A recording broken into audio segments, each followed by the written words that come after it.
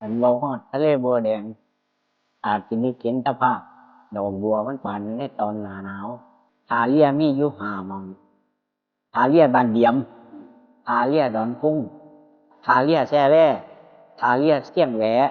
ท่าเรือค้อนสายแต่ละหม้องบ่คือกันคันอยากได้ความสะดวกสบายมีร้านค้าร้านอาหารหม้องพักหม้องนอนให้ไปท่าเรือบ้านเดียมอยากสัมผัสความสงบส่วนตัวจักหน่อยล่องเรือไปกับชาวบ้านแนะนำให้ไปท่าเรือดอนพุงไปแล้วสิลงมักแน่นอนเบิ่งพระอาทิตย์ขึ้นพร้อมอยากเบิ่งฝูงนกอยู่ท่าเรือบ้านเชียงแหวท่าเรือบ้านโน่นน้ำย้อยท่าเรือค้อนสาย